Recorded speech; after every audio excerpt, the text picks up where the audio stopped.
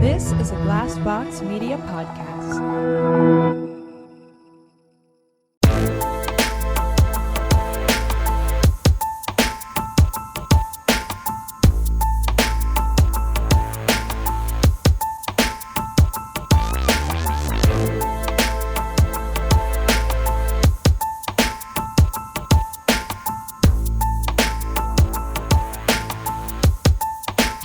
Welcome to My Worst Date. I'm Cassi. I'm Keegan. I'm Christina. Well, what a week. What a week. Yes. I mean, the only thing that I feel like has really happened this week that comes under our purview. The only under thing, our purview. Wait, you are so underselling the thing that everybody is talking about right now. Yeah. I mean, listen, I haven't done a deep dive into it, but obviously I've seen the Adam Levine You drama. sent that when it was new. Like there was like maybe a couple thousand likes at the time that you sent that Sumner Stroh video to us. TikTok algorithm knows you. Me. They're like, you want to be in on the drama. Yeah, they were like, mess immediately. Mess happened. Do you want to see it? I'm like, yeah, I saw her video and I was like, what is happening? Because I sent it to you guys. I was like, what is going on? And then it fucking exploded. I have to say this though, is anybody surprised that Adam Levine is like this? Like, no, it's not surprising. I said it back in the day, like back when I was in high school, I remember getting the ick from Adam Levine because he always cast Victoria's Secret models, people of a very specific type in his videos, and his videos were all the same. Every Maroon 5 video was him making out with a model. Yeah. And I'm like, and it felt to me, even at the time, I was like, you are setting yourself up to be able to make out with as many hot people as possible. If I was Maroon 5, would do same.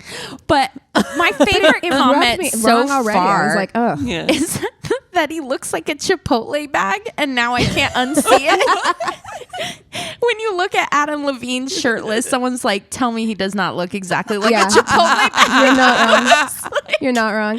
My favorite thing is that what's come out of this is that he does text like a high school freshman. Oh, his sexting. Listen, I sexted a lot when I was on the apps, and no one was as bad as Adam Levine. No one. It's cringy. Wait, worst. which also makes it sound like you sexted with Adam Levine. Yeah. No. Yes, it does. I was like, wait, should we clarify that? Adam Levine was my worst sexting experience. I know. I was like, oh, check my DMs. Maybe I have some receipts too. I mean, he DM'd everybody in the whole fucking world too. I'm like, I mean, it is weird because there's definitely this like this conversation, right, to be had around it. It's like, is that cheating? I think it's definitely sus. It's definitely. Let me tell you, if I'm dating or married to that guy, I don't fucking like it. No. Yeah, no. Because I guess the question if I found out is, Chris was like sexting with somebody. Yeah. And what's the intention? I think is the thing is nobody is just like, he's not reaching out to these women because he's looking for friends. Yeah. No. So it's like, what are you looking for? Is the question there? Because it's like, I don't know. We could argue all day long about whether or not this is technically cheating, but it's something he was hiding from his partner. So yeah. Suspicious. And if you're hiding it, then you know in your heart that there's it's something not. to hide. And okay, let's really talk about the real thing that's would have me like losing my fucking shit if I found out, and that is wanting to name your baby. If I'm pregnant, no, I I swear chills. to fucking if God. I am fucking pregnant, I swear to God. And I find out that you suggested a name for our baby that was a woman that you were sexting with or having an affair with, whichever it might be. That would be the tipping point for me. What? It's bad enough that you're sexting, but then that is to me, that's so fucking gross and disrespectful. And let's talk about the percentage of men who fucking cheat on their pregnant partners. Oh yeah. It's honestly, high. fuck it's you. Huge. Yeah, it's high. And I'm like, especially when I am the horniest when I'm pregnant, like, and if you're cheating on me. Well, Adam Levine has a very specific type, and that type is very, very thin. So I don't know how he feels about his wife getting pregnant. Which it's like that alone, I feel, and I have not been pregnant for a lot of reasons, but like to me, it seems like something very Most of them are birth drastic, control related. very drastic that you're doing with your body. This is it's dangerous. It's a lot of things, and your partner is going to step out on you during that vulnerable time. I think for me that even like kicks it up a notch. That's like right. I'm fucking doing this thing for and us? you oh my God, my fucking head would explode. Yeah. Well, in comments under that initial video, and so I made a TikTok because I was like, this is what's blowing my mind, is the number of people in the comments who were like, oh yeah, my dad named my sister after the woman that he was cheating on my mom with. My grandpa named my mom after his first wife. Like it was so many. Like there were so many of those. Too many. Yeah, and then there was one that was like, oh, this one pissed me off. It was my dad named a boy that he had with another woman the name that my mom had picked out if they were going to have a boy. I swear to you. And I was like, oh. The fucking audacity. Well, that is just like to choose the name that we picked out. Disrespectful. For our son. And you cheated on me, had a son with somebody else, and you took that fucking you used name? my name? That's just a complete lack of empathy.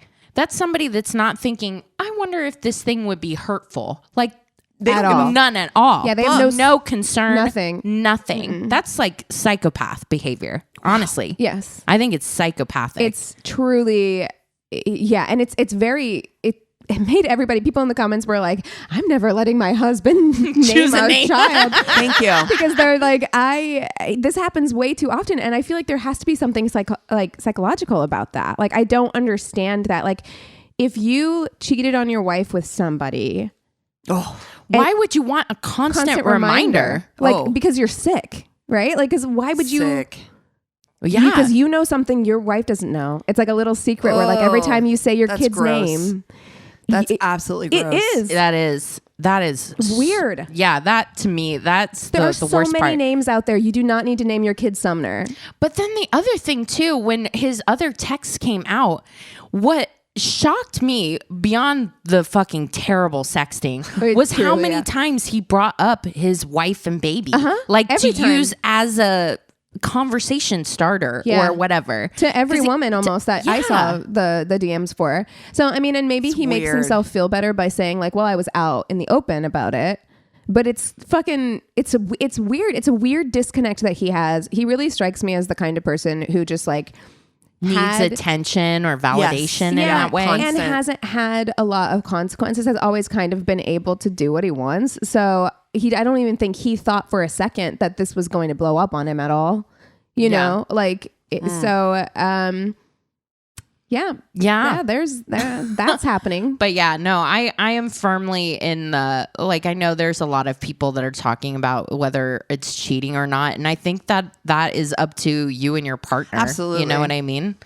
Like, and the boundaries that you have set. But I know for myself, I would not be comfortable with that. And regardless of whether or not you think this is cheating, I'm not naming my fucking kids Sumner. Well, that's for sure. And also, I just feel like if somebody is this bold to be sexting with people on his personal Instagram account, like that has his name, he was taking videos and photos of himself and sending them to these women. So it's like, it's not like it was somebody, he can't say he was hacked or whatever. He's definitely doing questionable stuff in person with people. Like he just is like, and whether or not that means he's sleeping with other people, I don't know. But like, anybody who's that bold is acting inappropriately in person as well. I truly think that he is a juvenile. Like, I really don't think he thought he was doing anything wrong. I think he didn't think he was doing anything wrong because maybe he hasn't done those things. Like, he's like, what? I'm just talking to these people. It's, Yeah. I really think that he's very like immature. Like, I think there's a level of immaturity that's happening here. Like you said, with not having consequences, with not ever having to like, it's just a real, that could be truly. Yeah. Like he's like 23 permanently. There's something, like I said, we've said this before, like when celebrities reach like a certain celebrity status at like a young under 25-year-old age where they've not fully matured, it's kind of like stunts their growth and they kind of get stuck at this place because everyone will treat them the same. It's the line never goes up or down. So it just kind of stays at the steady pace of like, you can always act like you're 23 because you got famous when you were 23. And you get paid for that. You know what I mean? Like you get rewarded for and for in the his most mind, part. he's like, what? I didn't do anything wrong. I was just talking to her. She seems really cool. I didn't really like the name Sumner. You know, like you just feel like he's that dumb. No, he does kind of strike you. He really does feel that dumb. Not very smart. Yeah. I got that impression for a while here. That he's not. I don't think that he's malicious is the thing. I don't know. I don't think that, I just think he's that dumb. I don't think it's right. I don't think it's okay. I don't think it's all right to arrest your development at 23 and never mature beyond that point. And I don't think you shouldn't have consequences for that action. And I don't think that she shouldn't fucking be like, fuck you. This isn't appropriate behavior. And if she wants to leave him, I wouldn't blame her. I don't know if I think that what he was doing was malicious, but I do think that he knew, like if we're using the same thing that you would be doing in a court of law, it's like, well, were they aware that what they were doing was wrong? I think that, yes, he was aware of that. Like, I think he was, or he wouldn't have been keeping it a secret, right? You know, so because if he really thought it was fine, then he could have open conversations with his wife about it, you know. And the fact that he wasn't leads me to believe that there's part of him he knew that it was that she wouldn't like it, whether or not he thought that was like dumb or not, because I'm not even doing anything. He still knew that she wouldn't like that, right? You know? Yeah. And I think the other main thing about this thing that's given me the ick is like how much people are not throwing ick on Adam. They just started to, but it took a while. Took too long. Before it was like all about the women, too long. And it's like, listen, I get it. Like it's really difficult to not be angry at someone that knows that you're married or whatever and somebody's trying to get in. Like it's hard. I have been in that situation, but yeah, I mean the main person that made the promise to you is the one that really truly fucked up. Yeah, the one stepping out's the one stepping out. Right. Period. Well, and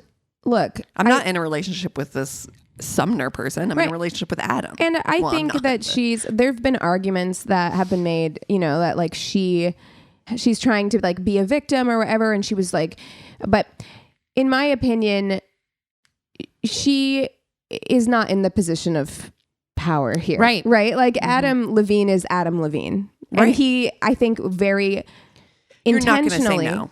Yeah, he very intentionally went after. He wasn't going after other Victoria's Secret models. He wasn't going after other people who are on the same level of celebrity as he was. True. He was going after Instagram models who were 22, 23, right? Very specifically because he knew that he could use his star power and celebrity. He also like telling them too, like, oh, my marriage is like meh. Well, that's what whatever. she says. She says that that's what he was saying to her, which I mean, I don't know if he was or not, but regardless, it feels very intentional to be seeking out women who are 20 years younger than you, who aren't on the same level of celebrity as you, who probably grew up listening to your music and being, you know that you can wow them with this certain amount of star power that you can wield, you know? Yeah. And I think he was very intentionally wielding that star power and using it as leverage. And like, that's regardless of like, you know, 23 is old enough to know better. That's the truth. But you have to, I mean...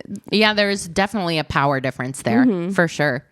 Ugh, well, enough with that. Yeah, it feels gross. I don't really like talking about it because the whole thing feels very like icky and weird to me. Like sad. I feel like, I don't know if TikTok has opened up this new mess or this new level of drama where it feels like we all get to have an opinion about other people's situations. Yeah. Which sounds weird because I literally have a podcast where I routinely have opinions about other people's dates and shit like that.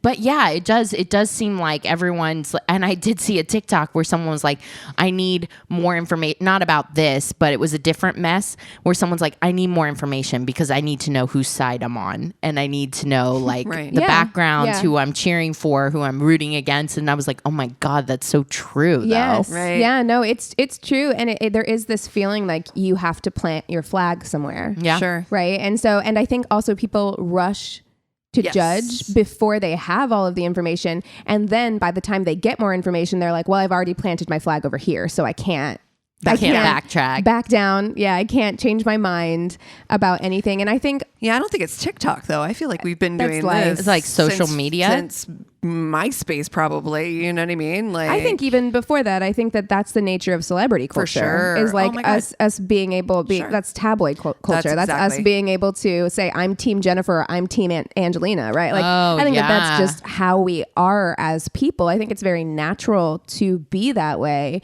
But I do think that whenever as I get older, as I'm examining it, I don't love it that I'm that way. Yeah. I'm not like, this feels good, like. Yeah. Would TikTok exist if we could all have nuanced, like opinions in the gray?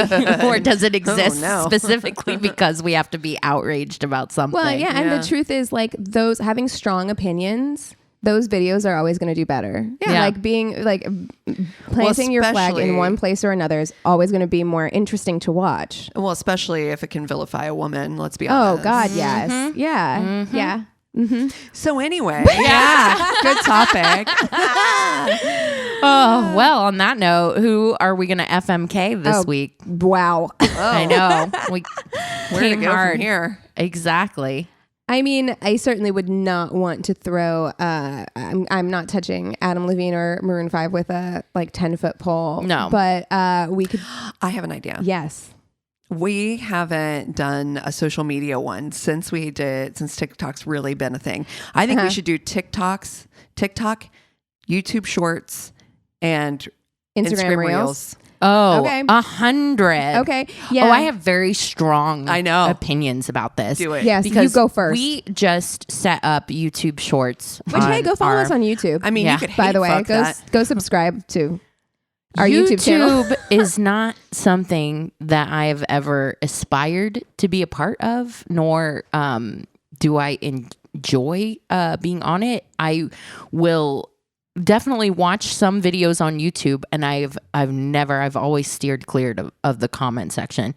The comment section on YouTube is the biggest cesspool of vile, awful, disgusting comments. People are just fucking mean and for the sake of mean. Genuinely, and as someone who spends a lot of time on YouTube, I actually really like YouTube. I follow people on YouTube. I enjoy YouTube, but disable the comments. A lot of the creators that I follow do have flags on certain comments so that they don't get posted because they don't want to see it either. Because the thing about YouTube is, it doesn't matter what the video is. It can be a video of kittens playing, and there will be somebody in the comments saying something nasty, hateful, incel, racist, on a video of just puppies frolicking in a field. Exactly. You know what I mean? So they're constantly looking for things to be negative and mean and nasty about. It feels like middle school again. Yeah. Honestly, whenever I go on there, I'm I'm very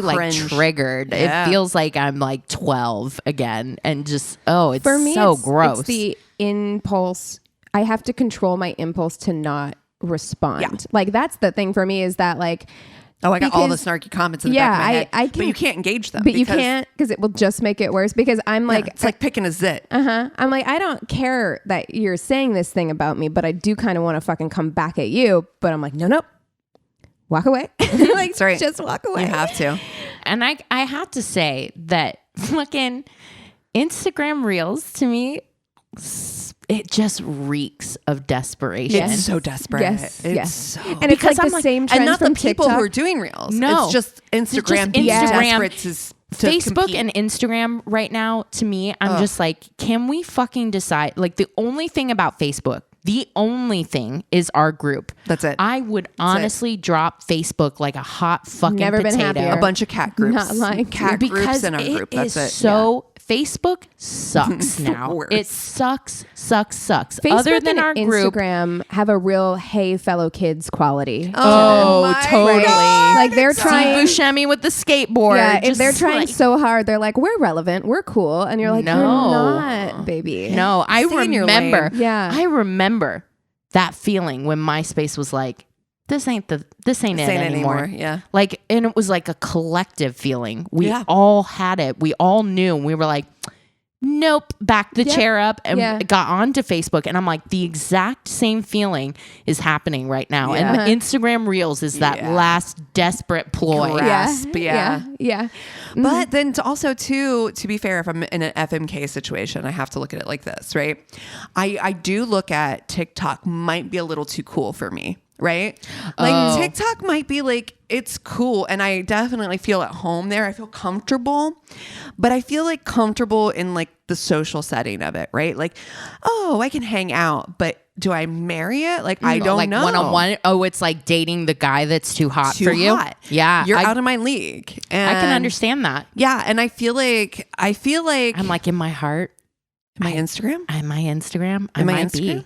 Well, here's the thing. Like, I do feel like Instagram is kind of like when your husband got a little too old. I'm not speaking from myself or in a personal experience. I'm talking about like, you remember like the 80s, it was like a trope for older men to go through like their midlife crisis. I feel like Instagram is a man who has bought a motorcycle. Yes, yeah. He's a little bit too old to be driving that motorcycle, but you still want to support him a little bit because you're like, oh yeah, you bought know his what? first Life's pair short. of leather pants. He grew like, his hair into a mullet. Yeah. Started working out again. Yes. Yeah. You come home and there's a Bowflex in the garage. Yeah. You're like, what?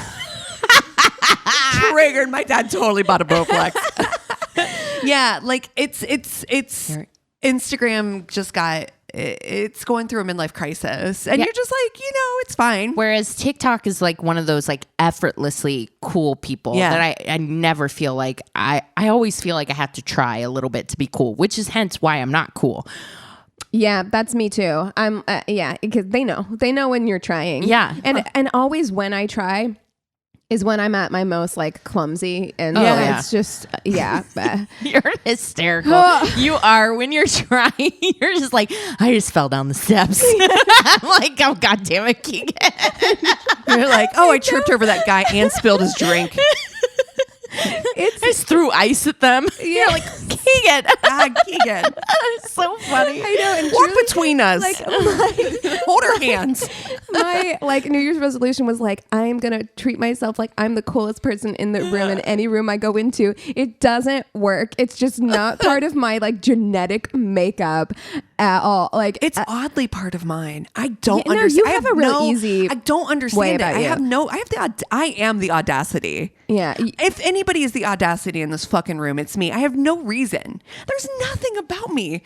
But there are times, especially when people underestimate me, where I'm like, oh, really? Okay, you think you're gonna come? Like, I don't know where it comes from. I don't know if I got too many pats on the back as a kid or something, but I have the audacity. No, it's a good thing. Like I'm the coolest person in the room. That's sometimes. how it should be. No, I don't understand it. It's better. It's better. Then I'm like the quiet one that has the face on the face, and everyone's like, we all know, bitch, or is she judging me right now? And I'm like secretly like, yeah, keep it together, don't be uncool or whatever. But I'm just like the silent one. You think that you're just like, oh, look, I'm sure that I look like I'm just smiling and nodding. And exactly. Meanwhile, and your like, face is like stone. And judge. everyone is like, oh, God damn it. I'm not cool enough to be around her, am I? I know. God. And I'm not cool at all in my head. It's so funny. Okay, though. Okay. For me, this is hard. It is hard. I feel like I and this might be a mistake. It's going to be a lifetime of tripping over myself. I'm going to marry TikTok. Yeah. TikTok makes me feel good about myself. It is honestly the only social media that I've ever enjoyed in my life. Yeah. It really is. And it genuinely, I mean, not that I've gotten 100% positive comments on TikTok, because I haven't. I've gotten bad comments on TikTok as well. But overall, I've gotten such lovely comments. I feel like people go out of their way to find something kind to say on TikTok. It is the opposite of YouTube in that, like, I feel like even when I post a picture where I'm like, or a video. Do you think it's because more women are active on TikTok? Maybe it is because more of a woman's space. Is usually women. It is usually women who are complimenting me even when I feel like I look busted on there and I just got on there to do something quick with no makeup on. The comments are lovely. They are, it's just a lovelier space. And the way that you can make it the exact space that you want with little effort. I'm like, it knows exactly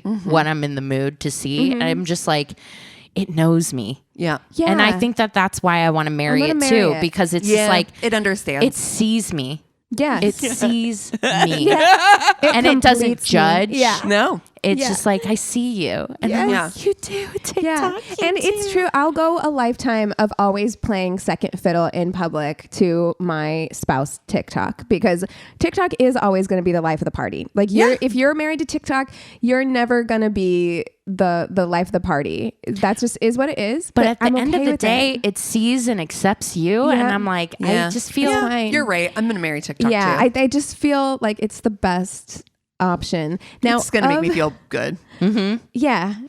Of the other two, I think I know what I'm gonna do. I will say this because I got for the first time ever, I got wrapped up in YouTube Shorts, where I was on the YouTube app, and YouTube Shorts is the guy with the mattress on the floor. I think it fucks better. I'll say it here. I was YouTube Short. You're gonna fuck. Yes. You're so right. I'm gonna fuck you. Instagram Reel would probably like it would be awkward. It would be awkward. You might not, it's gonna take you to an performance Applebee's. Issues. Like that's the difference. Is like it's going to try. Instagram Reels is going to try, but it's going to try in the way that like it picks you up in its Honda Accord. It takes you to Applebee's, and then you're going to have mediocre sex on beige sheets, and like it's fine. YouTube Shorts has like chaos. Yeah, exactly. You're doing coke somewhere, and like fucking, it's like 4:00 in the morning. You're fucking in a dirty ass bathroom, or like in the alley behind a dumpster, just up against the wall. Like it's so goddamn good. It is. It came twice. You didn't even know you could. You're like, goddamn. Dick that you will always remember. Hold your hair just right. You keep the number in your phone as YouTube Shorts do not answer. Yep. But you still end up texting at like 3 a.m. And it's like 3 years since you fucked. You know what I mean? But it's like that dick haunts you, like Casper. It definitely does. It's like, oh my God. And it's a hate fuck because you don't like him. He's a little mean to you. Yes. You know, but you're like, fuck. Like, you would never tell your friends. You guys about it. Exactly. I could never tell you guys. No, ever. But late at night, right before you fall asleep, maybe you're in bed next to your partner. That dick still like shiver. And that shiver is just leftover orgasm exactly. That just came to haunt you. You're like, oh, goddamn. It's like orgasm zombies like years later. Woo! Yes, wow. I agree. I think that is the absolute correct anser. Yeah. I really do. It's not good for you. No. And never read the comments. Never read the comments on YouTube. No. It's the lesson we're telling you. What we're telling you is that don't talk about it. Yeah. Keep it deep down. Just bury it. Never bring it up again. Oh God. Well, you guys want to take 5 and we'll come back with stories? Yeah. And we're back. Okay, I'm going to kick us off with stories. This is one that we got in our inbox. It says, "Hi, ladies. I have been binge listening to your podcast from over here in Brisbane, Australia for the past 6 months. Yeah. And I'm telling all my friends how much you make me laugh. I am 59 years old and have been single for just over a year. My longtime bestie told me I was getting boring and needed to get on a dating site and get out there. Oh, no. Despite my protestations, she uploaded my profile and the journey began. I had been speaking to a man for a few weeks on Plenty of Fish. Uh-oh. He lived, Ma'am, you have not been here long enough. Yeah. Yep, you would have. We would have told you. He lived close by and wasn't pushy. I like that. His name was G. Looking back now, one of the first things I said to him online was, "You look familiar." But he lived near our local shopping center, so I thought I had probably seen him around. Oh, no. We had a midweek public holiday, and I asked if he wanted to meet in interest of not dragging out these online chats. He was keen, so I asked for his number, and we arranged to meet at a coffee shop of his choice at 10 a.m. We chatted for a while. I wasn't really attracted to him, but he seemed nice enough. He worked in IT, was a year or two younger than me. He told me he was about to become a grandfather and was very excited. He seemed to imply a couple of times we should meet again, but I had already decided in my own head there was no connection. He spoke generally of a girlfriend years past who had shafted him when he lived in another city and that she was a nurse. I replied, better stay away from those characters, thinking that he would know from my profile photos that I was a nurse too. And we both laughed. We chatted amicably for about 45 minutes when I said something in the course of the conversation, which made him ask me, are you a nurse? I replied, yes. And he said, I know a few nurses where you work. Oh, no. He gave me a couple of first names and I couldn't place any of them. And then he said, do you know Chloe? Not her real name, but she worked in the same department as me. So I supplied a surname. He said, yes, that's her. And went white. Oh no. I told him she was a good friend of mine and asked how he knew her. He just replied non-committally he'd known her for years. He added quickly not to tell her we had met. It's his wife. Oh no. Because she would give him a hard time about it. I said, how funny is that? Chloe's boyfriend is also named G. He suddenly ended the date as he walked away, breaking all land speed records, and on his phone, all pennies began to drop. My friend Chloe's boyfriend worked in IT, lived in the apartment block behind the shopping center, and was about to become a grandfather. Oh my God, this couldn't be the biggest coincidence ever. I'm not usually so obtuse, but I never would have expected someone to commit such a dog act. Pretty naive for someone who had been cheated on twice, I guess, but you know the saying, don't shit where you sleep. I then had to wait till I calmed down enough to ring her. She had been off work for a month in the UK visiting her daughter, so I still lived in hope that they had maybe broken up since I had last seen her. You don't want to be that person. Mm-hmm. Unfortunately, she told me that he had been in bed with her that morning and they had just had sex before he came to meet me for coffee. That's fucking gross. My God. And they had dinner plans for tonight. Oh my God. He had taken his profile down by now, so I couldn't send her screenshots from Plenty of Fish, but I had the text messages from my phone, which we confirmed was clearly his number. Yep. She was understandably devastated. And then when they went to dinner that night, I hope so. There was nothing I could do to make her feel better. Chloe is one of the nicest, most genuine people I know. I couldn't believe how stupid this man was to actually throw his girlfriend's name around like that. She doesn't have a common name, and he mentioned the actual department we both worked in. What a fucking idiot. Yes. Moron. He apparently had multiple advanced degrees and is working on his PhD, but was obviously on a tea break when they handed out common sense. Mm-hmm. I had actually met him casually a couple of times in the past. That's why he looked familiar, but still didn't recall his face. I'm pretty sure he has had to rush home now to change his boxers and do some damage control. So listening now, you know, it's not just the young who deal with these dating disasters. No. Oh, well, back to the drawing board. I mean, I hear from my mom like all the time who's back on the dating scene, and it's a fucking nightmare no matter what age you're at. Yeah. Thank you so much for writing in. Like, that is just such a bummer. I feel so bad. And you never want to be that person with your friend. You're absolutely right. Your friend, you know? somebody you see all the time. Yeah. It's so awful. Yeah. And to know it's like the person you're with, like you had sex that morning, they got up and they were like, I'm just going to run and do some errands or whatever. And to know that that's what they were doing. They did. With the expectation that they were going to come home and you were going to go out for dinner. Wow. That's such a betrayal. Yeah, it's awful. Ugh. Wow.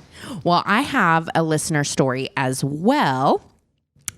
She says, hello, I have a worst date story that isn't the best, but horrible in an ick kind of way.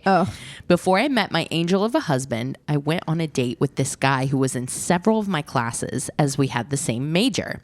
After months of him sitting next to me and attempting to flirt, I agreed to go on a date. He picked me up at my friend's apartment in his super nice Range Rover. That Chainsmokers song just came out, so I was intrigued by the river. Anyways, he takes me to Buffalo Wild Wings. I'm a vegetarian and didn't want to be rude. Oh, God. So I ordered fries and carrots. Yeah, there's really nothing. I mean, I think maybe now Buffalo Wild Wings has started doing like Beyond or cauliflower. I think like buffalo cauliflower. But yeah, there's really Buffalo Wild Wings is not the place if you're a vegetarian. He would not stop talking about his parents' house in Highland Park, a stupid, nice, old, rich neighborhood in Dallas, Texas. It's the neighborhood in the DFW. So he goes on and on about how they bought his Rover and how once he got super upset while on their boat and he threw his phone off the side, then proceeded to tell me how his dad apologized to him and immediately ordered him a new phone. Why do you think that story makes you sound good? That's like, not endearing. It makes you sound like a baby. It makes does. You sound like a toddler. Which is not, yeah, exactly. Anytime I said literally anything, he would respond with, "You are just so pretty." Wow. I want to slap the fuck out of this man. That is so condescending. So condescending. And don't get me wrong, I love a good compliment, but holy shit, I could not say a damn thing without him shoving, "You're pretty," down my throat. Also, I was so hungry and I was getting annoyed. He finally took me back to my friend's apartment and he tried to kiss me and I jumped out of his car and said, "I'll see you in class. Bye." I wish I could remember everything he said, but it was so long ago. He referred to his dad as daddy and I wanted to throw up my carrots. Oh no. A grown man referring to his dad as daddy. I don't like it when grown women refer to their dad as daddy. Yeah. I definitely don't want to hear dad, pops, father, daddy. Daddy. It's like, oh God. That's different. Fucking hate that. It's different. I know I've told this story, but do you guys remember I used to, when I worked at this salon in Columbus and in German Village, and the first guy I assisted, he's like, "You can call me daddy." And I was like, absolutely not. I can't. Will fucking never. No, that's never going to happen. It's a hard pass for me, dog. I was like, absolutely not. No. You worked for him? Yes. I assisted disgusting. him. I was assigned to be his assistant. Yeah. That's not okay. No, that not guy, at all. That guy got gross. times up for sure. Yeah. You know he did. He did marry one of his assistants. Oh, shocking. Yeah, I know. It was weird too because he used to like kind of like walk her. It was weird. Like he'd put his hand on her back of her neck, and when they were out, it was so weird. I hate that. I hate that. Have you seen that TikTok? It made me think of you, Christina, where it was just like working in a restaurant with men versus with women, and it's like it's with women. It's like, I'm gonna come right behind you. Can I get that towel over there? And they're like, "Oh yeah, sure." And it's like working with men. They're like grabbing your waist, like moving you out of the way. Yes. Oh God, that is so triggering. It's so true. Grabbing your waist to move you. Yeah. That is so, oof. Yeah. I hate that so much. So much. All right. All right. So mine's funny. I was in college at the University of Idaho and I owned a 1972 Dodge Coronet station wagon. Awesome. Yeah. If you've never seen one of these things, they're about as long as a football field. Yep. Yeah. It's like a boat. Does that have the wood panel? Probably, right? Dodge, probably, yeah. You can fold down all the seats except for the front seat and basically have like a full bed back there behind the driver's seat. As a photographer, I stuck foam rubber back along with some sleeping bags and a bunch of other stuff that I used to go when I went up to the mountains by myself on weekends to shoot pictures. It was much preferable than freezing in a tent. So one day in my photography class, this girl and I were getting along pretty well. So I asked her if she wanted to go out for pizza and beer. She accepts and she's very chatty, smiley, touchy. I think this is going to be something good. Until she gets to your murder car. I pick her up on Saturday night. And she is her usual bubbly self, smiling and laughing. About halfway to the pizza place, she suddenly clams up and starts staring at the floor. She's like, "Oh my God, it's fucking Ted Bundy right now." She answers my questions with one-word answers and absolutely does not engage me through dinner. After dinner, she tells me that she doesn't feel well and wants to go home. And as we approach her dormitory, she literally flies out of the car and goes inside. I am completely confused, and I'm trying to think about what I may have done on my way home. And at the stoplight, there's headlights behind me and it's annoying. So I look back in my rear view to find out what this asshole's doing. It's then that I notice that I basically have a motel room fully made up right behind my driver's seat. Yes. There wasn't a second date. No. What is she so upset about? I don't know. You picked her up in a studio apartment, my dude. Exactly. Oh my God. She's like, no, not having this. No, thank you very much. Oh my God. I see. I kind of love that because it's totally like he was not thinking of that. Completely oblivious to it. But she was like, no, thank you. Yeah. And he totally didn't get upset because as soon as he saw, he knew. He was like, oh God, what a dummy, right? Yeah. Like, I would have ran out of like, this that car one's too. on me. That one's on me. I fully expect that. Understandable. Oh my gosh. Well, you guys want to take 5 and then we'll come back with the Tainted Love? Sounds good. And we're back. Okay, so I have the Tainted Love this week. Full disclosure. I spent like 2.5 hours and I was really excited about it too. I spent like, it's no one's fault. I spent 2.5 hours writing this thing. I started writing it and I was like, man, this sounds familiar. But the problem is I watch so much true crime stuff that sometimes I don't know if it's something that we have done or if it's a story that I have like seen the Dateline for or watched a Snapped on or like something like that. So we keep a spreadsheet of like all of the like things that we've done. And so I searched the spreadsheet and I'm like, it's not in here. We're good. And so I spent like 2.5 hours, 7 pages of notes. Oh my God. Literally, I was on the last line. It was post conviction, right? So it was like the end of my story. And I was like, no. This sounds. It feels wrong. Yeah. And I searched the sheet again by the victim's name and there it fucking was. And I was like, so when I tell you, I finished my notes on this Tainted Love maybe 10 minutes before you knocked on my door. Oh, wow. This morning. So it was a last minute Hail Mary, but I think it's a great story. Okay. I am going to tell you. I always get confused whether we've done a story, who's done the story. We were in New Orleans. I have to tell you this because I feel like you'll appreciate this. Yes. When I'm we sure were I in will. New Orleans, we did the ghost tour. And one of the first stories they told was Zach and Addie. Zach, I was like, oh, I did that story. And I was like, no, you didn't. No, Keegan did that story. I was like, that's right. Keegan did do that story. I heard you were very disruptive on that tour. Christina was like, both of us. We were. Because you were drunk and like correcting the tour guide. Oh my God, we were like, awful. My friend did this on our podcast. Were awful. We were awful. We left the tour and it was for everyone's good. They probably applauded, like, oh my God, R.I.P. us with those hurricanes. Jesus, oh that was a mistake. Lord. Hurricanes are a dangerous game, my friend. It's like just a delicious icy, but I just like the idea of being drunk and sugar high at the same time. It was like awful. That crash is intense. Oh, the hurricane hangover was crash. Chris rarely ever gets upset with me, but he was like, he goes, honestly, you and Christina talking about how you guys were going to be who you were going to be when you guys were older. Like Eric and I didn't exist in this storyline. He was like, I was so sad. I was like, oh my God, we're off. I didn't mean it like that, but we were like, this is who we're going to be when we're 60. We're going to be like walking around and like turbans and like house dresses. And, that is the life. Yeah.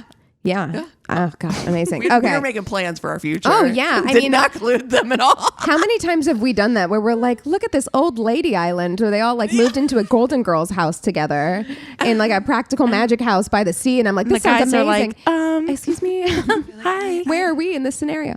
Okay, all right. Anyway, sorry. No, you're good. I am going to tell the story of Shayna Hubers and Ryan Poston. Okay. So Shayna was born on April 8th, 1991 in Lexington, Kentucky. So she's an Aries gang. Mm-hmm. Now, you can just take a look at Shayna as somebody, she's a year younger than me. So we would have been in high school at around the same time. And at that time period, especially, like there's a certain type of person that you can just look at and you're like, that bitch was popular. You know what I mean? Like, yeah. You can just tell that like there's something about her. You know what kind of kid she was. She was smart, popular, good at sports, bubbly, like well-liked, just stereotypical popular girl that we all went to school with.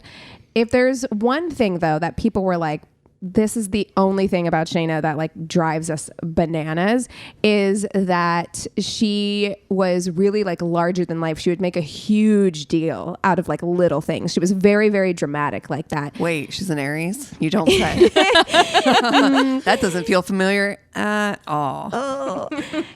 So if she was happy, she was like over the top happy. If she was sad or angry, it was like the biggest deal in the world. And she would like exaggerate and blow everything out of proportion. She had this real flair for the dramatic, and in fact, drama was one of her favorite subjects in school.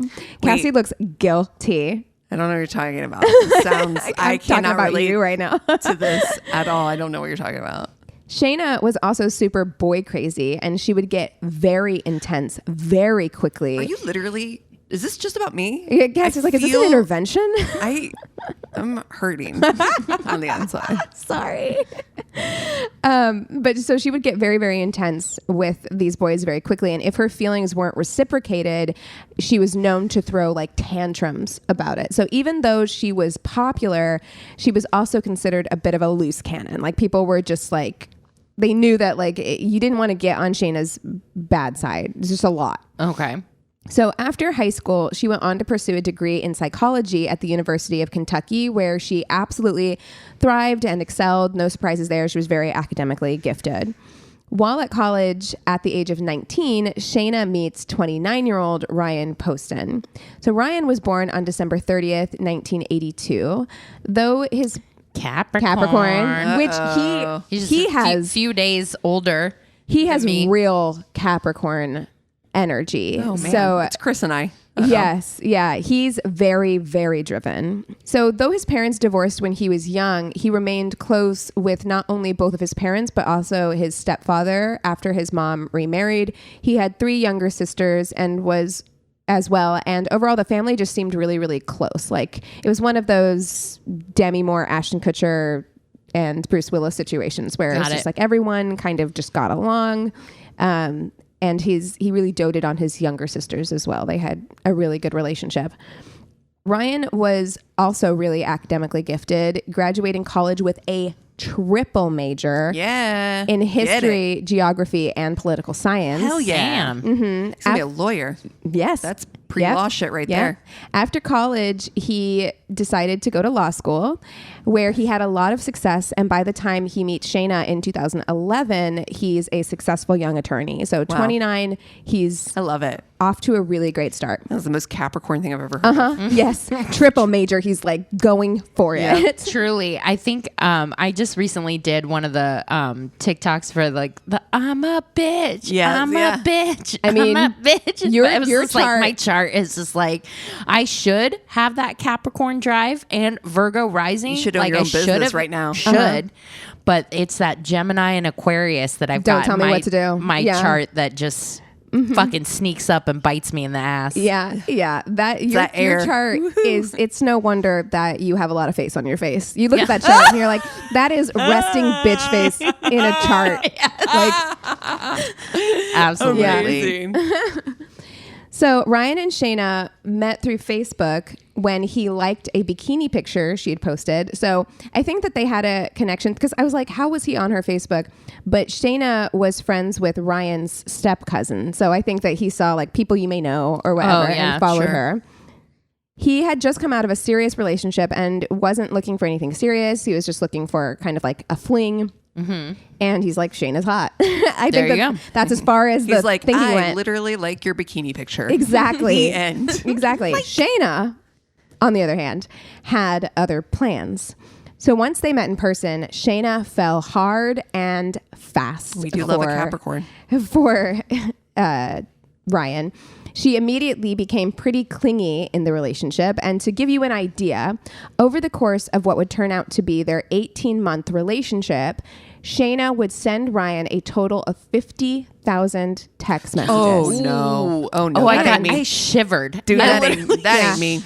And to give you some perspective, it said that for every one text Ryan would send Shayna, Shayna would send the equivalent of 50. No, that ain't me at all. I'll tell you that. Yes. That ain't me. You lost me. We don't like that. We don't like that. We don't like that. A lot. Okay. And busy. Yeah, Imagine he's trying fucking to work. attorneying it. Like, bing, bing, bing, bing. No. No. Immediately after meeting Shayna, Shayna started telling her friends that Ryan was the one. So 19 years old. She's like, I'm done. No. I'm done. I found my soulmate. Thank you very much. Shayna was also deeply insecure about Ryan's ex-girlfriend, Lauren, that he had just come out of that serious relationship with. To the point where she kept a picture of Lauren on her phone. That's fucking weird. And when she was out with Ryan, she would go up to strangers and show them the picture and say, I'm prettier than her, right? Imagine how uncomfy. Ryan is standing there like, what? That's 19 years old. So right there. scary. Honestly, that's 19. Oof. That is insecurity. Insecure. Oh, Yeah. honey. On a bun. So this obviously led to a lot of arguments in the relationship.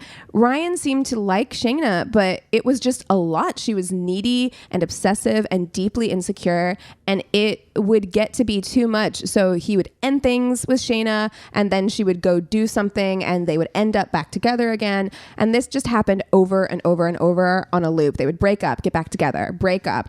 We've all known this couple. Yeah. Yeah. You know.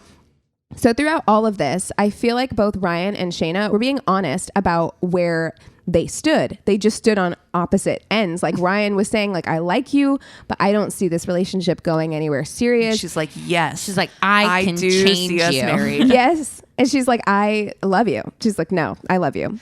She's just one of those people who refused to accept the breakup. Failure. Yeah. She was also like one of those people that's 19. Like all this stuff, I'm like, did I have these thoughts when I was 19? 100. Yes, but you know, you just keep them deep. Yeah, deep bury down, that shit bury down. It. Don't. You can't let. Don't Look, lead with that. You don't lead with your crazy. we've all done things that are regrettable, and you look back on and you cringe, or they wake you up in the middle of the night like, I can't believe I fucking did that thing, you know? Yeah. But I've never kept a picture of my boyfriend's ex-girlfriend on my phone to show to exactly strangers. right. Yeah, yeah. No, that would be a shame receipt. In my for deepest insecurity, maybe after like several glasses of wine, I might text it to you guys. Yeah, I'd be like, do And you be think I'm like, prettier than yes. her? Absolutely. And even that is the acceptable. That's right. And even that, I No would stranger come danger. back sober later and be like, I'm so sorry. I feel like that was embarrassing, you know? Yeah. Oof. But because Ryan didn't see this as a serious relationship, he would see other people during their breaks. Like during their many breaks, he would see other people. And when Shayna found out that Ryan was seeing other people, she went bananas about it. Obviously, she would take her texting level up a level. She would call him constantly, especially if she knew that he was out with someone else. And Ryan wouldn't always reply, but when he did, it was usually to tell her that she needed to stop, that he didn't have the patience for this, and it was driving him insane, and just like, please, like, leave me alone. Like, it's because she was just constant text messages and phone calls. Oof. But Shayna really didn't understand why he didn't want to be with her. And she would tell her friends, like, why doesn't he want to be with me? I don't understand why he doesn't want to be with me. Somebody who's had too many yeses in their lives. And she's like, I'm perfect for him. I do everything for him. And she did. When they were together, she did do everything for him. She insisted upon it. She would do his laundry. She would do his grocery shopping. She would walk his dogs. But this actually made Ryan feel uncomfortable. I need you to need me. Yeah, it made him feel uncomfortable because it felt controlling. Like it wasn't. She wasn't doing these things just out of pure like love to make his life easier. She probably thought she was, but it was. You're right. Absolutely. Yeah, it was manipulative. Control. Yeah. Yeah. About a year after Ryan and Shayna first meet in the spring of 2012, they are on the outs again. And at this point, Ryan has started his own law firm and is really... God damn, yes, dude. This guy is... Yeah, at like 30, he's got his own law firm. Aspirational. Mm-hmm. And he's doing his best to move on from Shayna. He's had enough at this point and kind of just wants to be left alone. Shayna does not like this, so she takes things up a notch. Now, she's not only calling and texting Ryan all the time, she's calling his neighbors. She's calling his friends, trying to get into contact, trying to figure out where he is. That is so awkward. She's calling his law firm, asking for him. Abso-fucking-lutely not. And initially, Ryan would take her calls at work because if he didn't, she would just keep calling and calling and calling, and it was disruptive because he's at work. But eventually, he had to just stop taking her calls in hopes that if he ignored her, she'd stop. When he started ignoring her calls at work, Shayna borrowed her friend's cell phone and started texting Ryan's work phone, pretending to be a potential client. But when this potential client was just berating him with personal attacks and insulting messages, Ryan quickly figured out that this was Shayna. So now she's messing up his bag, right? Like, you're getting in between me and my bag. I'd be fucking pissed, right? Yeah, that kind of thing is so...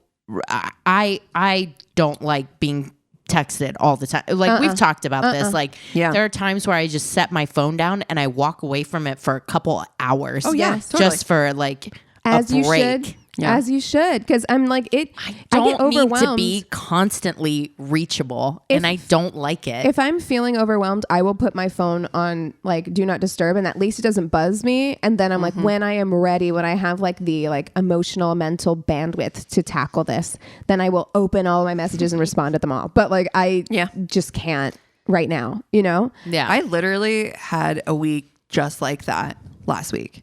And I'm normally somebody who's never had. I am so like curious, George. Like I need to know what's going on all the time. I need to have this text. Yes. Like what if? I'm like totally FOMO. But I literally just was like had one of those weeks with PMS, and I'm not somebody who gets it. So when I do, it's like feels very disruptive to me. And I mean, I was in a place where I was like, I can't have any because I'm taking everything wrong. I'm taking everything like I just need to like shut it off. 6 planets were in retrograde too, so that was also probably I am like the opposite of FOMO. I have JOMO. The joy of missing out. Like, I'm just gonna read this book. I get to stay home, watch The Serpent Queen. This is great. So every time Ryan would block Shayna, she'd find some other way of getting into contact with him. At one point, she gets an out-of-state number and starts calling Ryan with that since he wouldn't recognize the number. She figures out the password to Ryan's Facebook and logs in and monitors his messages. So if he gets messages from women, she deletes them before he can see them. And she starts going got that like Michael Jordan thing in my head right now. Stop it. Get help. It's just like, stop. Girl, you are getting a psychology degree. Like, what nothing from your class is triggering something for you? It's not pinging. You got no self-awareness. So she also starts going through his friends list and deleting people who she finds threatening. So she's deleting women from his friends list as well. She also starts randomly turning up at his work and refusing to leave. This is bad, period. But it should also be said, Ryan and Shayna live 80 miles away from each other.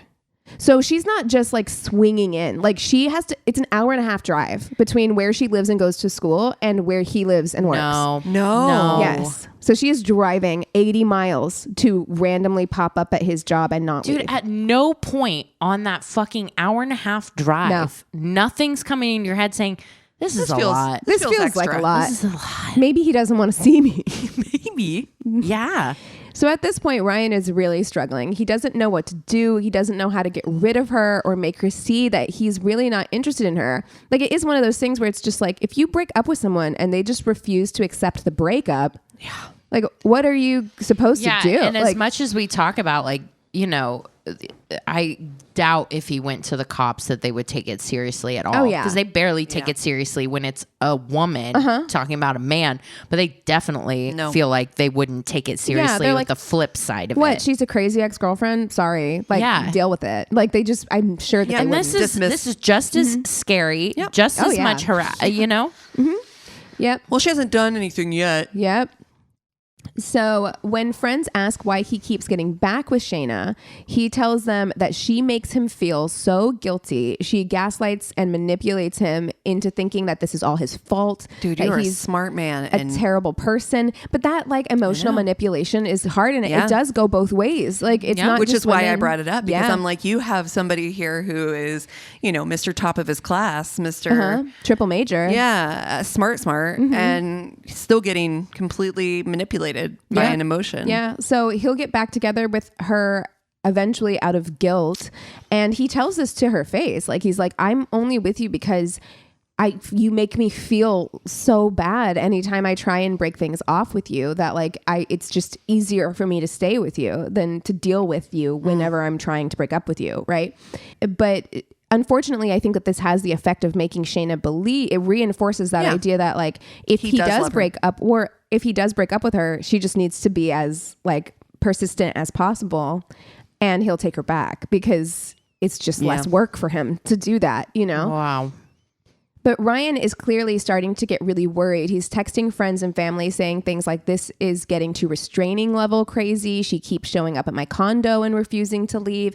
And quote, she almost scares me. So he's saying, I mean, he's scared, but it's one of those things where, again, as a man, I think that it's hard to admit that like you're afraid but of this person. Flip the genders and it's terrifying. Yes. And you shouldn't have to. We should be able to say like this stuff happens to guys too, and it's just as fucking scary. Yeah.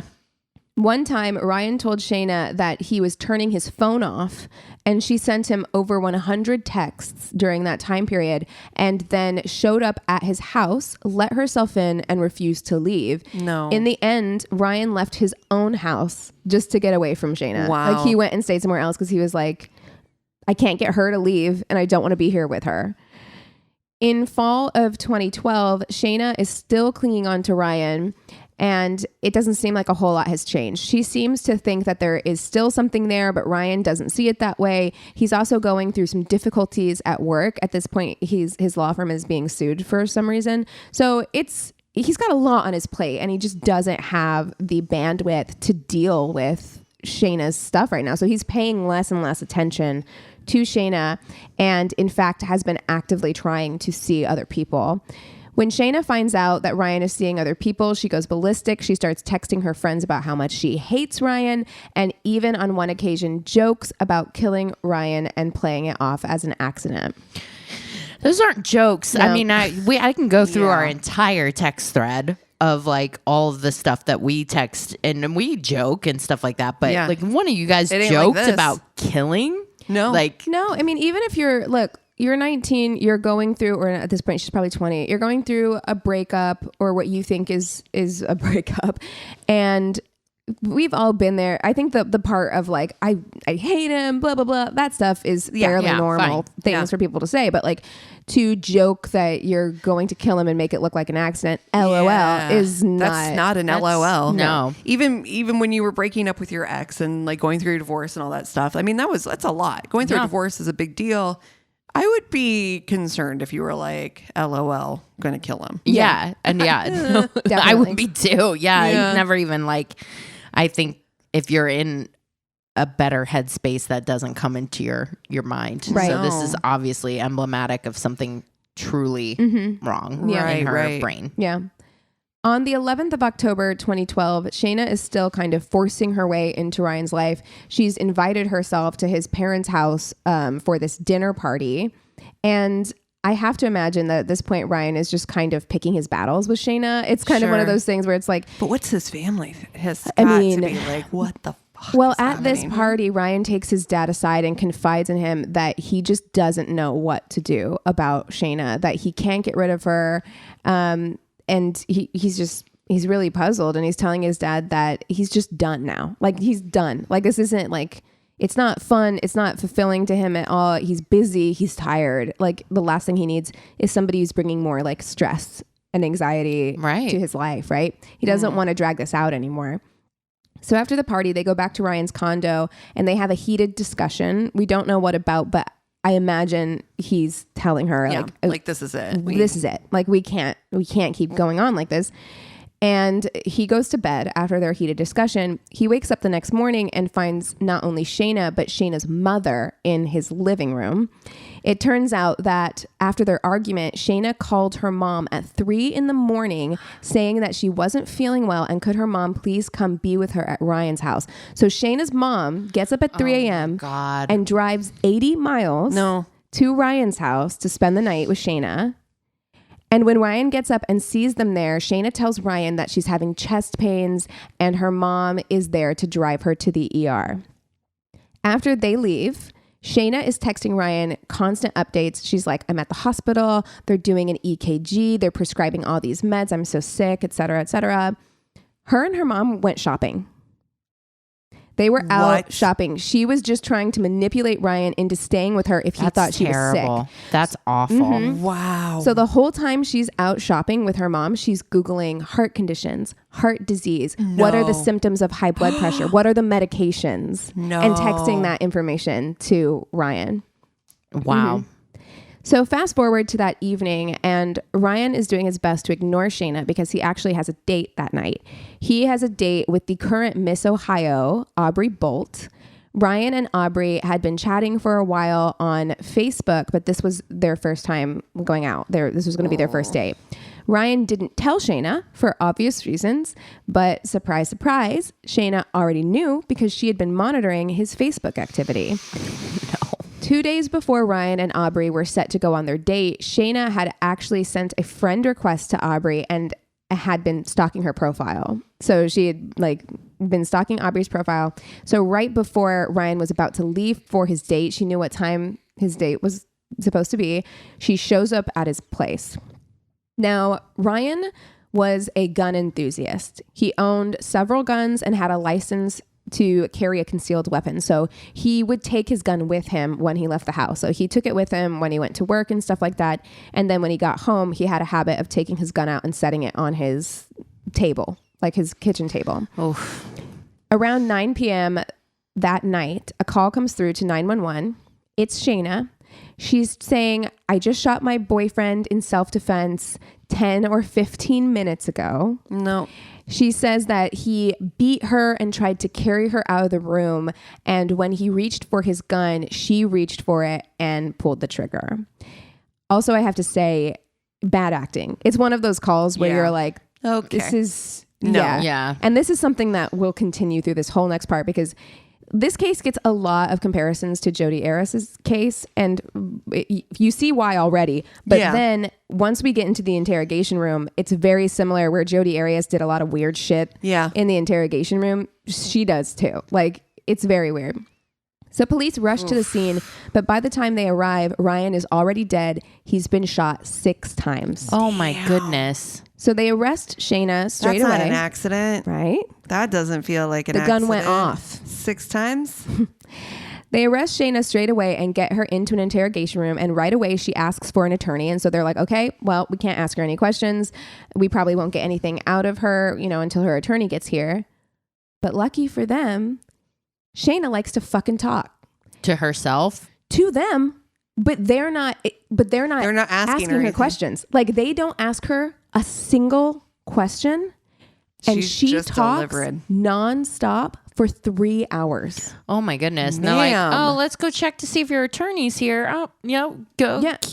She just keeps talking. She just keeps talking and she doesn't stop talking. And I highly recommend, if you want to watch this, you can find clips. They're all over the place. Like, you can watch her. Yeah, her name sounded familiar. Yeah. You know what I mean? I've definitely seen stuff, but I've never, deep dove on this case. Yeah. She goes from telling them details of the murder and what happened to complimenting the teeth of one of the officers. Wow. She's like, you have really great teeth. Wow. Did you have orthodontia? Wow, it's so weird. Then she's like, if I have to go to jail, can I have my cell phone in jail? Are we allowed to have showers in jail, or do people just get really dirty? Like, she's like, it's so weird. It's so weird. And the cops, she's so exhausting in the way that she just like keeps talking and keeps going that the cops are taking shifts. Like they're switching. Oh my God. In as far as like who can be in the room with her, because it's so much. Yeah. Wow. Mm-hmm. Shayna would, and when they were like, okay, we're going to leave you alone in the room for a second, she would do this thing where she would start like doing this over the top crying, like hyperventilating thing when they said they were going to leave her alone. And then the second, and you can see it on the fucking video, right? The second they shut the door, drops it completely, like completely drops it. Like, wow. It's so strange to look at. And she knew she was being recorded because she would look at the camera. Like, so she knew the camera was there. It's so strange. That's somebody that's not in touch with everything. Well, that sounds like somebody that is not well. Eventually she would be diagnosed with borderline personality disorder. Yep. But I know people with borderline personality disorder. And so I do want to give a disclaimer that like having BPD does not make you correct. Like it may make you more like prone to certain things, but it doesn't necessarily mean that you're going to do absolutely this. Like, absolutely. Yeah.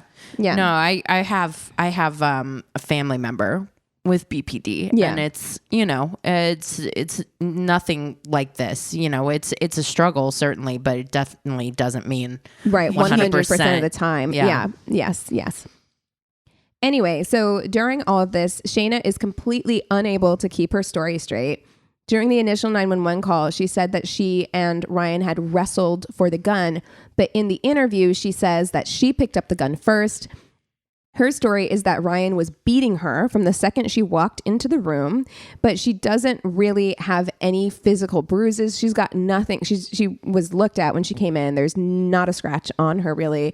She says that he picked her up and threw her onto the dining room table, but there's no evidence at the scene. In fact, there's a picture of the table, and his table was really messy. There was stuff all over it. So there's like a bottle of lotion. There's a glass of water. Nothing is overturned. Yeah, it sounds like a man's table. Yeah. It's just like... Sounds exactly right. It's the catch-all table. It's the table's there to catch your shit. Exactly. Yeah. So her story basically changes every single time she tells it. And so it's obviously highly suspicious. She should have waited for a lawyer. Her lawyer would have stopped her talking. Her explanation for why Ryan was shot so many times is that after she shot him the first time, he was lying face down, twitching, still alive, but she knew that he was going to die and she didn't want him to suffer. So she shot him an additional 5 times. That ain't it. Yeah, you just admitted that like if you had called for help, if it was an accident and you shot him on accident, he was still alive. You could have called for help. Correct. You chose not to. Wow. Right. And this is really upsetting and really like disturbing to me. And again, the way she says this to the officer as though this isn't something that's appalling to say to someone. She tells the officer that even if he wasn't going to die from that first shot to the face, it would have left him very deformed. And according to Shayna, Ryan was very vain and always wanted a nose job. Wow. So she shot him again in the face and apparently gave him the nose job he always wanted. Oh my God. She says that to the officer. Oh my God. How could you say that? Like, and not think that these people are going to think that you're a fucking monster? Like, you have no self-awareness. I would never be able to interview somebody because I couldn't hide. Oh, my face on my face? Oh, yeah. No. Could you imagine if somebody told you that? I'd be like, what, bitch? What? No. So after this admission, officers leave the room and Shayna gets up. She starts dancing. She's dancing around the interrogation room. She's singing Amazing Grace, like full volume gospel singing with runs, honey. Singing Amazing Grace and chanting. She starts chanting, I did it. Yes, I did it. Yeah. And again, she knows she's being recorded. It's like, it's so weird. Yeah. She was charged with murder and her bail was set at $5 million. So Shayna stayed in prison until her trial, which didn't start until 3 years later. Whoa. Yes. Her defense was obviously self-defense. At the trial, the prosecution did bring up all of Shayna's obsessive and stalker behavior. They also reveal, and this is so sad, this is maybe the saddest part of this, They reveal that they have evidence that Ryan locked himself in his bedroom trying to get away from Shayna. And Shayna Googled how to pick a lock with a bobby pin. Oh my goodness. And got into his room. Yeah, doesn't sound like self-defense. The prosecution also brought one of Shayna's cellmates to the stand who said that Shayna had bragged on multiple occasions of killing Ryan. So she was found guilty of murder and was sentenced to 40 years in prison. But this conviction was overturned a year later when it was found out that one of the original jurors was a convicted felon, which was illegal in the state of Kentucky. Convicted felons are not allowed to serve on a jury. Mm-hmm. So Shayna was given a second trial. It took another 3 years for that trial to begin. Ryan's poor fucking family. This is awful. Like, it's so sad. Like, it's 6 years. She at least in jail? She's in jail. Thank God. She's not in, I don't think she's in prison, but she's in jail, like, awaiting her second trial. And so that took place in 2018. And this time, her defense team put Shayna on the stand to testify. Doesn't feel like a good idea. In her own defense, which seems very risky. When on the stand, Shayna would say that Ryan was physically, mentally, emotionally, and sexually abusive throughout their relationship.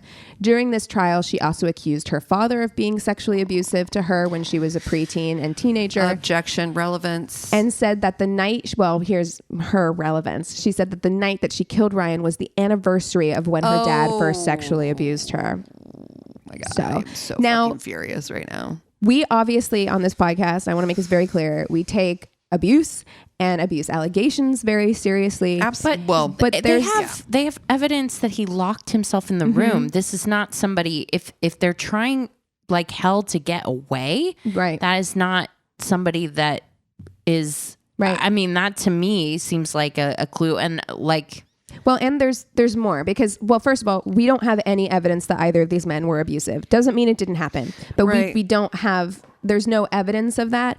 And Shayna has admitted that in order to get sympathy and attention from Ryan throughout their relationship, that she had given herself bruises and claimed that Ryan had done it. So she'd lied about him abusing her in the past.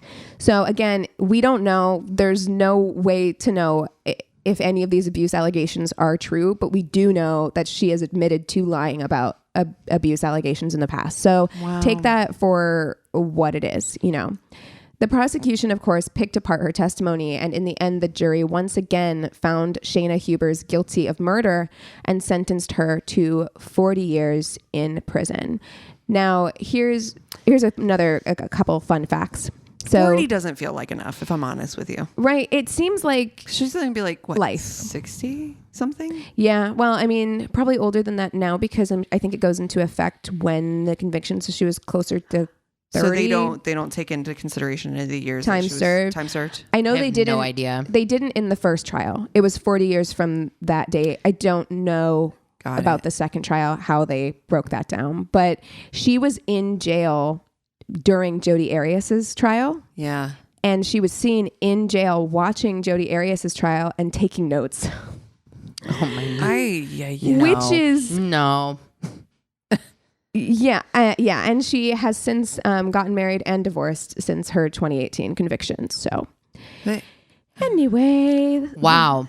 It's a lot. I have never, that really is, Jodi Arias has been on my list for like a long time, but it's so much. Yeah, it's intense. But this is, it's very similar. Yeah. Yes, it is. It's very similar. And I think it is important to show that like, that men get abused Absolutely, too. Yeah. And they get stalked and that it's something that I think a lot of people laugh off or don't take as seriously. You're right. Right. I mean, this was the same time you had that like crazy ex-girlfriend meme and it was all really quite, funny. It was considered very funny, but this is beyond that. Like this isn't something to really laugh at. This is extremely obsessive behavior that you're right. If the genders were swapped on this, everybody would be looking at this as like, that is a very scary individual. Oh yeah. And this outcome is going to be bad, so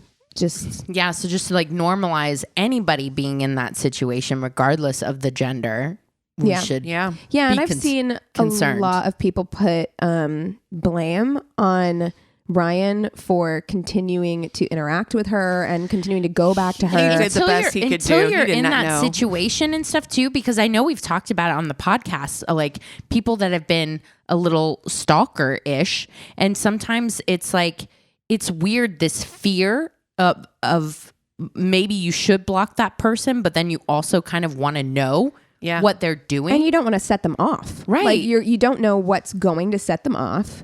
And so it's just kind of one of those things where it's like, I think in his mind, he was like, well, I can put up with this. I'll just go along to get along because I don't have the energy or whatever to deal with trying to end this right now. Like I don't have it in me to try and do it. And he saw what happened every time he tried, which was just like an escalation. Relentless. Yeah. Yeah. And so...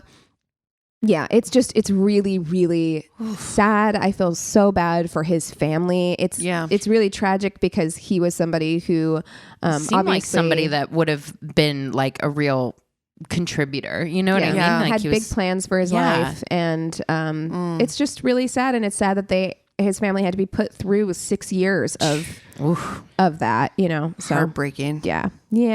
Oh well, what are you guys watching this week? I actually went to the theater this week. Oh my gosh. The theater, the cinema. And, you know, spooky season is coming. Very excited.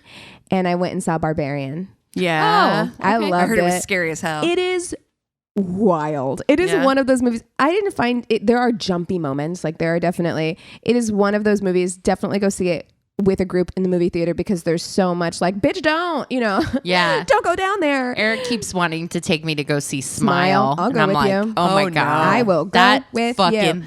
movie looks terrifying. Fuck you. Yep. Absolutely. I will have nightmares for the rest of my life. But I think the only way I could handle it would be in a big group. Oh yeah. I will go with you. Barbarian is... It's got enough levity. Like there's enough moments of just like absolute absurdity in it that make it not as scary to me because Justin Long enters the picture and it is so like I love him. Over the top silly at points that it's I don't know. I really enjoyed it. Also, Bill Skarsgård, hot. Love. Hot. He might be my hater where I'm just like, there's something weird about you. I'm into it though. I'm like, yes, there you go. Yeah. Oh man, I actually did kind of a theater thing. We have a friend here. I think like now people are like, oh, let's start going out and doing stuff again and like trying to explore the world. I hope so. Happening. Right? Come to our live show. Yes, come to our live show. But we did go to kind of a live theater experience. A friend of ours is doing like one of these kind of, it's like a interactive theater kind of experience. So you kind of go and it's hard to explain. It has like you're kind of guided through. Everybody kind of experiences it a little bit differently, but you interact as a guest. In the American Horror Story murder house too, which is like that's the selling point for me. I'm like, I just want to get in that house. It was really interesting. It was really different. It's hard to explain because you don't want to give anything away. Right. But it is. It was kind of a fun experience. I love the idea of interactive theater. It wasn't like too many people either where it was overwhelming. It was kind of cool. And it was spooky, but it was... Oh, I'm so excited for spooky season. Yeah. I am so, my body is ready. I was like, I'm a hitter. And so like anybody that took me to a place, I'd be like, I just want you to know, like if there's something that's going to jump out at me, I am a hitter. My limbs they react independent from my body. If I get jump scared, you're going to get a fist to the eye. And I don't think that they can do that anymore. I think COVID took touching off the menu for any spooky season enthusiasts for haunted houses. You know, I love all the scary stuff. I love haunted houses and stuff like that. I don't like being touched. Yeah. Like I will never go to a haunted house where they're allowed to touch you. Right. It crosses a boundary. It's not like a haunted house where they're like, yes. Yeah. You know, it's more like an interactive theater. So I mean, like one person might take your hand and guide you someplace. Yeah. So there is that, but it's not like, jump scare, you know, like that kind of thing. But it was cool. I'm glad. Yeah, it was fun. Good. It was fun.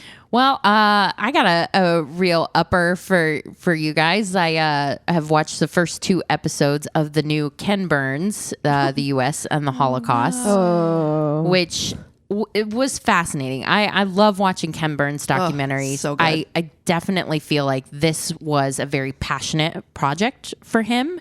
It's very relevant. It is a hard watch, but it's so, I think the thing that affects me the most is how much, if you closed your eyes, you would think that this was happening right now. Oof. That it's such a mirror, and it's done in such a way that it's not like beating you over the head with it either. It was incredibly well done. I think it's an important topic, and I definitely recommend everybody watch it at some point. Oh, definitely. It's on my list for sure. Yeah. For sure.